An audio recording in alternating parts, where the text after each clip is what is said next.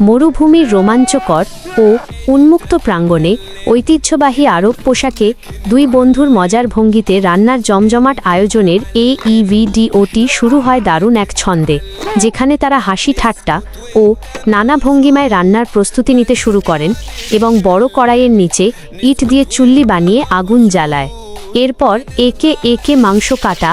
বড় কড়াইতে মাংস ভাজা, পেঁয়াজ কুচি দেওয়া এবং গাজর সহ বিভিন্ন রঙিন সবজি ও মশলা মিশিয়ে সুস্বাদু ঐতিহ্যবাহী খাবার রান্নার প্রক্রিয়া চলতে থাকে, যার ফাঁকে ফাঁকে তারা তরমুজ কেটে অতিথিদের আপ্যায়নের ব্যবস্থাও করেন এবং রান্নার কাজে তাদের সাথে একটি ছোট শিশুও বেশ আনন্দের সাথে যোগ দেয়। রাতের আঁধারে মশালের আলো ও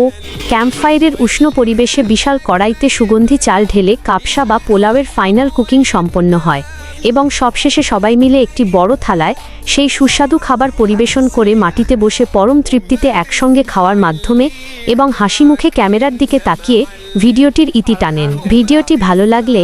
আরও এমন মজাদার ভিডিও পেতে আমাদের পেজটি ফলো করুন।